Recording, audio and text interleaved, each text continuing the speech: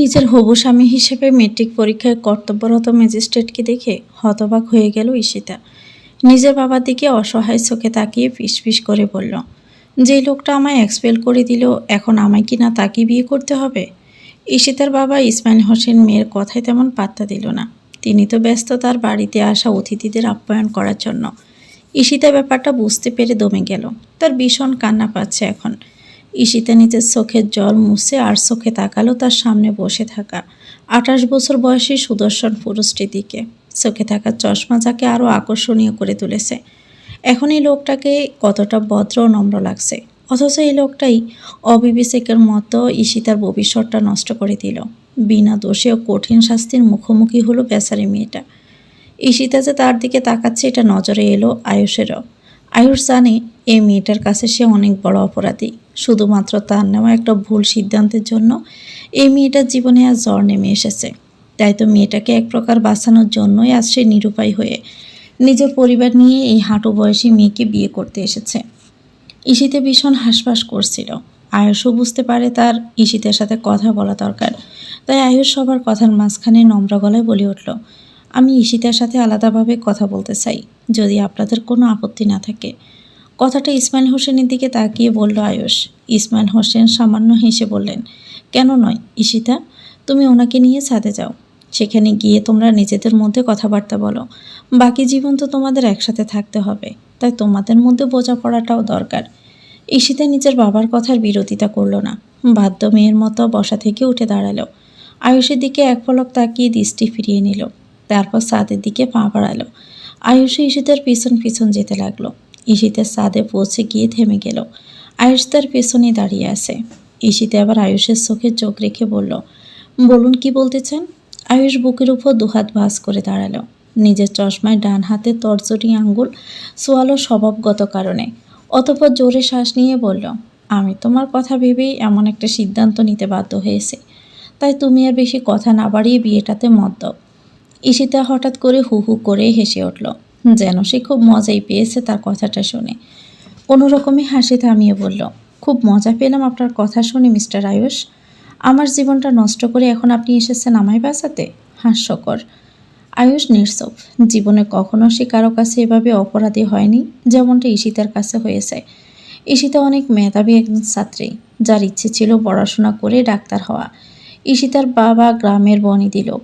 তার ইচ্ছা চিন্তাভাবনা উন্নত। তিনি মেয়েকে এতদূর পড়াতে চাননি। ঈশিতা নিজের মায়ের সমর্থনেই এতদূর পড়াশোনা করেছিল। ঈশিতার মা হোসনে আরা নিজের বাপের বাড়ি থেকে পাওয়া সম্পদ দিয়ে ঈশিতার পড়াশোনার খরচ চালিয়েছেন। তিনি নিজে এক মুখ্য সূক্ষ্ম মহিলা হলেও নিজের মেয়েকে সুশিক্ষিত দেখতে চেয়েছেন, কিন্তু ভাগ্য ছিল অন্য কিছু। ঈশিতার ইংরেজি পরীক্ষার দিন তার পাশে বসে থাকা একটা মেয়ে অসৎ উপায় অবলম্বন করেছিল। সে নকল করেছিল। আয়ুষ সেদিন ওই মেয়েটাকে পাকড়াও করে। তবে মেয়েটি শুধু নিজেই ফাঁসে না, ঈশিতাকেও ফাঁসিয়ে দেয়। সব দোষ ঈশিতার কাঁধে দেওয়ার জন্য সে আগে থেকে ঈশিতার সিটের কাছে কয়েকটা পেপার রেখে দিয়েছিল। ঈশিতা লেখায় এতই ব্যস্ত ছিল যে খেয়াল করেনি। ফলে যা হওয়ার তাই হয়েছে। ঈশিতাকে এক্সপেল করে দেয় আয়ুষ। সেদিন ঈশিতা অনেকবার বলেছিল তাকে ফাঁসানো হচ্ছে। সে নকল করেনি, কিন্তু আয়ুষ তার কোনো কথাই বিশ্বাস করে না। এই ঘটনায় ঈশিতার পুরো জীবন বদলে দেয়। তার সব সাজানো স্বপ্ন শেষ হয়ে যায়। ক্লাস 8-এর ট্যালেন্টফুলে বৃত্তি পাওয়া মেয়েটি, যে ক্লাসের সবসময় প্রথম হতো, তাকে কিনা নকল করার অপরাধে এক্সপেল করা হলো। কেউই যেন এটা মানতে পারছিল না। ঈশিতার মা হোসনে আরা মেনে নিতে পারেননি এটা। যে মেয়েকে নিয়ে তিনি অহংকার করতেন, যাকে নিয়ে এত স্বপ্ন দেখেছিলেন, সব শেষ হয়ে গেছে। ইসমাইল হোসেনও এই সুযোগ পেয়ে তাকে অনেক কথা শোনায়। হোসনে আরা মেয়ের সাথে কথা বলা বন্ধ করে দেন। এর কিছুদিন পরে তিনি হার্ট অ্যাটাক করেই মারা যান। ঈশিতার জীবনে জ্বর যেন থামেই না। হোসনে আরার মৃত্যুর পর ইসমাইল হোসেন আরও সুযোগ পেয়ে যান। তিনি এই সুযোগে ঈশিতার কাছে একজন বয়স্ক লোকের বিয়ে ঠিক করেন। বলা বাহুল্য, সেই বয়স্ক লোক ইসমাইল হোসেনকে অনেক টাকার প্রলোভন দেখায়। এরই মধ্যে যে মেয়েটি ঈশিতাকে ফাঁসিয়েছিল সে অপরাধ বোধে ভুগতে থাকে। ঈশিতার বর্তমান পরিস্থিতি জেনে সে দ্রুত আয়ুষের ঠিকানা জোগাড় করে তার সাথে যোগাযোগ করে। আয়ুষের সামনে সব দোষ নিজে স্বীকার করে এবং জানায় ঈশিতা নির্দোষ। ঈশিতার সাথে ঘটে যাওয়ার সব ঘটনাও জানায় আয়ুষকে। এসব শুনে আয়ুষ ভীষণ অপরাধ বোধে অনুভব করে। তার একটা ভুল সিদ্ধান্তের জন্য আজ এত মেধাবী একটা মেয়ের জীবনে এত দুর্ভোগ নামতে চলেছে, সেটা সে মেনে নিতে পারেনি। আয়ুষ এটা আটকানোর জন্য প্রথমে পুলিশের সাহায্য নেওয়ার কথা ভাবে। আয়ুষ ভেবেছিল ঈশিতাকে বাল্যবিবাহ দেওয়া হচ্ছে, এটা দেখে বিয়ে বন্ধ করা যাবে। কিন্তু ইসমাইল হোসেন তার জন্য আগে থেকে চাল চেলে রেখেছিলেন। তিনি ঈশিতার জন্ম নিবন্ধনে আগে থেকে কারসাজি করে বয়স বাড়িয়ে রেখেছিলেন, যার ফলে ঈশিতার বয়স বর্তমানে 18 জন্ম নিবন্ধন অনুসারে। তাই বিয়েতে আইনত কোনো বাধা থাকে না। তার উপর ঈশিতা নিজের মায়ের উপর অনেক ভেঙে পড়ে। তার নিজেকে এসবের জন্য দায়ী মনে হয়, তাই সেও বিয়েতে মত দিয়ে ফেলে। আয়ুষের হাত তখন তার আর কোনো উপায় ছিল না। সে শহরের সম্ভ্রান্ত পরিবারের ছেলে এবং সরকারি চাকরিও করে। তাই সে স্থানীয় একজন ঘটকের সাথে যোগাযোগ করে ইসমাইল হোসেনের সাথে কথা বলে, নিজের পরিবারকেও রাজি করালো। আর সে এখানে চলে এসেছে। আয়ুষের এখন ইচ্ছে ঈশিতার দায়িত্ব নেওয়া, ঈশিতার স্বপ্ন পূরণে তাকে সহায়তা করা। এসব ভাবনা থেকে বেরিয়ে আয়ুষ ঈশিতাকে বলল, আমি এই বিয়েটা শুধু নিজেকে অপরাধবোধ থেকে মুক্তি দেওয়ার জন্যই করছি। তুমি আমাকে বিশ্বাস করতে পারো, আমি তোমার জীবন পরিবর্তন করার চেষ্টা করব। ঈশিতা অট্টহাসিতে পেটে পড়ে, হাসি থামিয়ে বলল, আপনি আমার জীবন পরিবর্তন করতে পারবেন? পারবেন আমার মাকে আমার কাছে ফিরিয়ে আনতে? আয়ুষ মাথা নিচে করে নেয়। ঈশিতা বলল, পারবেন না। আপনাকে কিছু করতেও হবে না। আপনি শুধু আমার চোখের সামনে থেকে চলে যান। আপনাকে আমার সহ্য হয় না। আয়ুষ বলল, দেখো ঈশিতা, তোমার বয়স কম। এই বয়সে আবেগ বেশি কাজ করে। আমি জানি আমার একটা ভুল সিদ্ধান্তের জন্য তোমার জীবনের পুরো গতিপথ পরিবর্তন হয়ে গেছে। কিন্তু তাই বলে তুমি আমাকে সম্পূর্ণরূপে দোষ দিতে পারো না। এটা তো আমার দায়িত্ব ছিল, তাই না? হ্যাঁ, এটা তো আপনার দায়িত্ব ছিল, যেটা আপনি সুন্দর করে পালন করেছেন। আপনাকে আর কোনো দায়িত্ব পালন করতে হবে না। আমার জীবনকে নিজের গতিতে চলতে দিন। আমি ভাগ্যকে মেনে নিয়েছি। এটা বলে ঈশিতা চলে যেতে নিতেই আয়ুষ তার হাত ধরে আটকে বলে, তোমার মাকে হয়তো আমি ফিরিয়ে আনতে পারবো না, কিন্তু তোমার স্বপ্ন আমি অবশ্যই পূরণ করব। তোমাকে জীবনে আমি প্রতিষ্ঠিত করাবই, এটা আমার ওয়াদা। ঈশিতার ঠায় তাকিয়ে রইল আয়ুষের দিকে। আমি আপনাকে কিছুতেই বিয়ে করব না। আমি ওই বুড়োকে বিয়ে করতে রাজি আছি, তবুও আপনাকে বিয়ে করব না, ঈশিতা আয়ুষের মুখের উপর বলে দেয়। আয়ুষ তীক্ষ্ণ চোখে তাকিয়ে বলল, তুমি যদি নিজের ভালো না বোঝো তাহলে আমার কিছু করার নেই, তবে আমি নিজের ভুল শুধরে নেবই। ঈশিতা রেগে বলল, কি করবেন আপনি? জোর করে আমায় বিয়ে করবেন? প্রয়োজন হলে তাই করব। আয়ুষের স্পষ্ট জবাব। ঈশিতাও কম যায় না, সে বলে, আমি মরে যাব তবুও কবুল বলবো না। আপনার যা করার করুন গিয়ে। আয়ুষ আর কথা বাড়ালো না, ঈশিতাকে পাশ কাটিয়ে চলে গেল নিচে। ঈশিতা ঠায় দাঁড়িয়ে রইল আর ভাবতে লাগলো আয়ুষের পরবর্তী পদক্ষেপ কী হতে পারে। তালুকদার বাড়ি ঢাকা শহরের অন্যতম বনেদি পরিবার। এই পরিবারের মাথা হলেন বর্তমানে আলতাফ তালুকদার, আয়ুষের বাবা।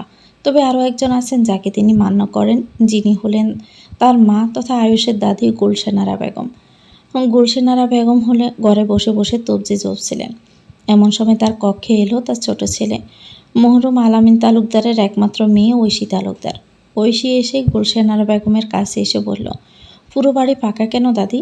কাউকে তো কোথাও দেখতে পাচ্ছি না। আজ তো শুক্রবার, বড় আব্বু বড় আম্মু আয়ুষ ভাইয়া সবারই তো আজ বাসায় থাকার কথা। গুলশানারা বেগম তাকালেন নিজের মাসুম নাতিন দিকে। মেয়েটি বড্ড হতভাগী। ঐশীর যখন 5 বছর বয়স ছিল তখনই তার মা বাবা এক সড়ক দুর্ঘটনায় মারা যায়। তবে ঘটনার চক্রে বেঁচে যায় ঐশী। তবে তখন থেকে তার পায়ে সমস্যা, ক্রাচে ভর করে হাঁটতে হয় সব সময়। গুলশানারা বেগম বড্ড ভালোবাসেন তার এই নাতনিটিকে। মেয়েটা বড্ড সহজ সরল। গুলশানারা বেগম মৃদু হেসে বললেন, সবাই তো আজ তোর আয়ুষ ভাইয়ের জন্য মেয়ে দেখতে গেছে। কথাটা শুনে ঐশীর পায়ের তলা যেন মাটি সরে যায়। সে ব্যথাতুর কণ্ঠে বলল, মেয়ে দেখতে? গুলশানারা বেগম বললেন, হ্যাঁ রে, আয়ুষের তো বিয়ের বয়স হয়ে গেছে, তাই না? এখন তো আবার ম্যাজিস্ট্রেটও হয়েছে। এতদিন তো বিয়ের কথা বলতেই খেপে যেত, কিন্তু আজ নিজের উদ্যোগে ওর বাবা মাকে নিয়ে মেয়ে দেখতে গেছে। ঐশী মলিন হেসে বলল, ও আচ্ছা ঠিক আছে, আমি রুমে যাই। আচ্ছা যা। ঐশী ক্রাচে ভর করে চলতে থাকে। গুলশানারা বেগমের রুম থেকে বেরিয়ে কিছু দূর যাওয়ার পর হোঁচট খেয়ে পড়ে যায়। পায়ে চোট লেগে রক্ত বের হয়, কিন্তু ঐশী সেদিকে খেয়াল নেই। তার দু চোখ ভিজে উঠছে অশ্রুতে। সেই ছোটবেলা থেকে আয়ুষকে পছন্দ করে ঐশী।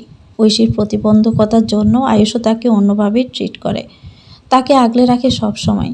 এই আগলে রাখাগুলোকে সে মনে করতো আয়ুষের ভালোবাসা, কিন্তু আজ বুঝতে পারছে আয়ুষ তাকে ভালোবাসে না, তার প্রতি দয়া মায়া থেকে তাকে এসব আগলে রাখে। এমনটা ভাবতে ঐশীর আরও বেশি কান্না পায়। ঐশী আর্তনাদ করে বলে উঠল, আমায় কেন ভালোবাসলে না তুমি আয়ুষ ভাইয়া? আমি যে প্রতিনিয়ত তোমার দ্বিধায় বাঁচি, তোমার দ্বিধায় পড়ে যাই প্রতিক্ষণ। ঈশিতা সিঁড়ি বেয়ে যখন নিচে নামলো তখন অনেক দেরি হয়ে গেছে, কথা অনেক দূর এগিয়েছে। আয়ুষ নিচে এসে সবাইকে বলেছে ঈশিতা বিয়েতে রাজি। এ কথা শুনে সবাই বিয়ের তারিখ পর্যন্ত ঠিক করে নেয়। ইসমাইল হোসেনের মুখ থেকে তো হাসি যাচ্ছেই না, তিনি তো ঠিক করেই নিয়েছেন যত তাড়াতাড়ি সম্ভব ঈশিতাকে বিদায় করে নিজেও আরেকটা বিয়ে করে নেবেন। এত বড় পরিবারের মেয়ের বিয়ে হলে তো ভালোই হয়। ঈশিতা একবার ভাবলো সবার সামনে গিয়ে বলবে এই বিয়েটা সে করবে না, এ বিয়েতে তার কোনো মত নেই, কিন্তু সে পারল না, থেমে গেল। এখন যে যাই বলুক, তার বাবা ইসমাইল হোসেন যে দৌড়ে বেঁধে তার বিয়েটা দেবেই দেবে সেটা এক প্রকার নিশ্চিত সে, তাই তর্ক করে কোনো লাভ নেই। অন্য একটা চক কষল ঈশিতা, বিয়ের দিন পালিয়ে যাবে, যেদিকে দু চোখ যায় সেদিকে চলে যাবে, তবুও থাকবে না আর এখানে। এই আয়ুষ লোকটাকে তো সে কোনোভাবেই বিয়ে করবে না, কারণ ঈশিতা মনে করে এই লোকটাই তার জীবনের সব সমস্যার একমাত্র কারণ।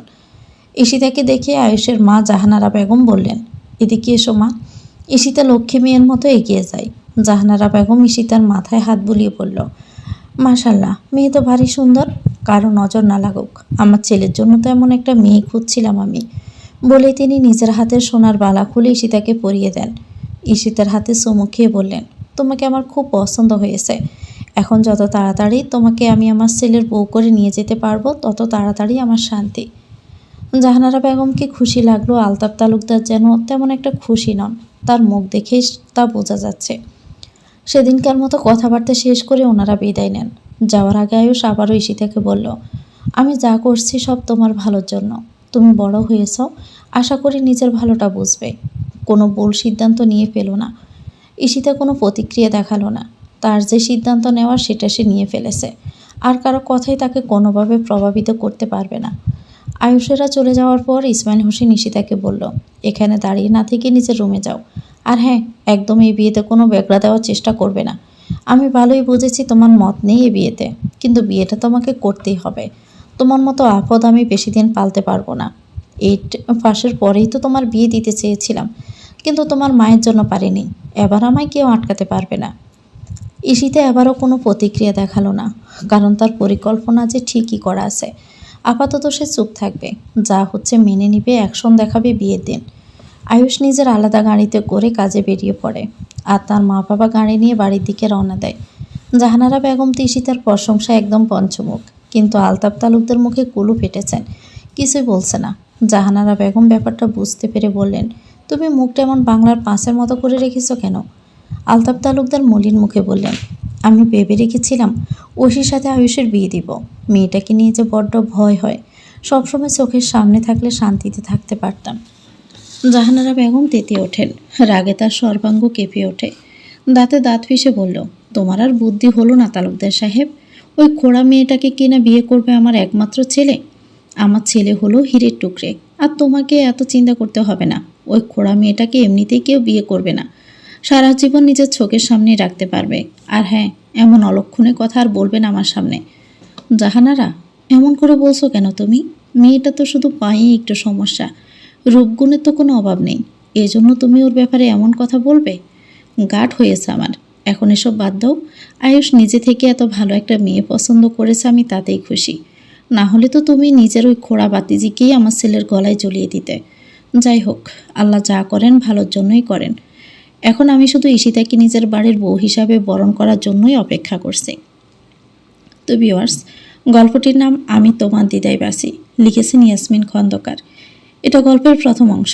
পরবর্তী অংশ পেতে চাইলে কমেন্ট করে জানাবেন। ভিডিও ভালো লাগলে একটি লাইক দিয়ে দিবেন, চ্যানেলটিকে সাবস্ক্রাইব করে আমাদের সাথে থাকবেন। সবাই ভালো থাকবেন। আল্লাহ হাফেজ। আসসালামু আলাইকুম।